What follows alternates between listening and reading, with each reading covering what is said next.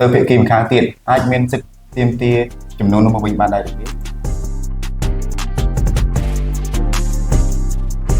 សូមជម្រាបសួរនិងសូមស្វាគមន៍មកកាន់នីតិផ្សព្វផ្សាយច្បាប់របស់សមាគមអ្នកច្បាប់យើងខ្ញុំដែលមានខ្ញុំបាទអេប្រាមជាអ្នកស្ដាប់ស្រួលនិងមានការចូលរួមពីវេទិកាមិនពីររូបគឺកញ្ញាធីតានិងកញ្ញាតាលីថ្ងៃនេះក្រុមយើងខ្ញុំនឹងលើកយកប្រធានបទកុំជពាក្យមកពិភាក្សាជាកិច្ចចាប់ផ្ដើមខ្ញុំសូមសួរទំនួលទៅកាន់វេទិកាមិនពីររូបតែម្ដងដោយសំណួរដំបូងខ្ញុំសូមសួរទៅកាន់កញ្ញាតាលីថាតើកុំជពាក្យត្រូវបានធ្វើឡើងយ៉ាងដូចម្តេចចាសសូមអរគុណសម្រាប់សំណួរបើយោងទៅតាមក្រមរដ្ឋបវេណីនៃព្រះរាជាណាចក្រកម្ពុជាត្រង់មាត្រា944បានឲ្យនិយមន័យយ៉ាងច្បាស់ថាកុំជពាក្យត្រូវបានបង្កើតឡើងតាមសេចក្តីសន្យារបស់បុរសនារីថានឹងរៀបអាពាហ៍ពិពាហ៍ជាមួយគ្នានៅពេលអនាគតដោយធ្វើពិធីកុំជពាក្យត្រង់ចំណុចនេះសូមបញ្ជាក់ផងដែរថា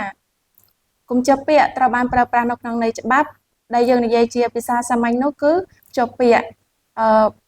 កុំជពាក្យអាចធ្វើទៅបានលុះត្រាតែមានការព្រមព្រៀងរវាងបុរសនារីថានឹងរៀបអាពាហ៍ពិពាហ៍ជាមួយគ្នានៅពេលអនាគតតែប៉ុណ្ណោះហើយចំពោះបុគ្គលដែលមានភេទដូចគ្នាមិនអាចធ្វើពិធីកុំជពាក្យបានឡើយបាទកញ្ញាតើឪពុកម្ដាយអាចមានសិទ្ធិបង្ខំកូនដើម្បីធ្វើពិធីកុំជពាក្យបានដែរទេតាមខ្លឹមសារនៃមាត្រា944បានកំណត់ផងដែរថាពិធីកុំជពាក្យអាចធ្វើទៅបានលុះត្រាតែមានការព្រមព្រៀងគ្នារវាងបុរសនិងនារីថានឹងរៀបអាពាហ៍ពិពាហ៍នៅពេលអនាគតតែប៉ុណ្ណោះដូច្នេះឪពុកម្ដាយមិនអាចធ្វើការរៀបចំជំនួសកូនឬធ្វើពិធីកុំជពាក្យជំនួសកូនបានឡើយ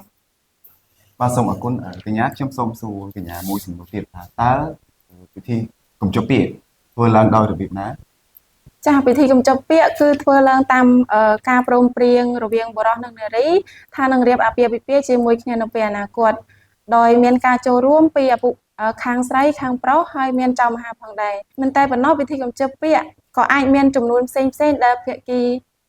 បុរសនារីជូនគ្នានៅពេលកុំជពាក្យ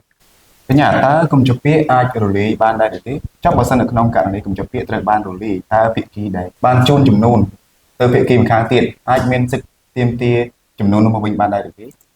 ចាកុំជពាក្យគឺអាចរលាយបានក្នុងករណីដែលភាគីទាំងពីរគាត់បានព្រមព្រៀងរំលាយកុំជពាក្យបើយោងតាមមាត្រា945ហើយក៏បានកំណត់ផងដែរអំពីការសងចំនួនវិញក្នុងករណីដែលកុំជពាក្យត្រូវបានរលាយភាគីដែលលើកចំនួននៅពេលកុំជពាក្យនោះដោយសង្ឃឹមថានឹងបានរៀបអាពាហ៍ពិពាហ៍នៅពេលអនាគតអាចទាមទារឲ្យភាគីម្ខាងទៀតសងចំនួននោះមកវិញបានមានន័យថាប្រសិនបើភាគីមានការព្រមព្រៀងគ្នាក្នុងការរំលាយកុំជពាក្យនោះភាគីដែលបានលើកចំនួនអាចទាមទារចំនួននោះមកវិញបានជាកិច្ចបន្ទាប់ខ្ញុំសូមបង្វែរសំណួរទៅកាន់កញ្ញាធីតាម្ដងប្រសិនបើក្នុងករណីកុំជពាក្យត្រូវបានបដិសេធដោយគ្មានមូលហេតុត្រឹមត្រូវតើភាគីម្ខាងទៀតអាចភាគីដែលបដិសេធនៅកុំជពាក្យនេះអាចមានទំនួលខុសត្រូវយ៉ាងដូចម្តេចបើយោងទៅតាមមាត្រា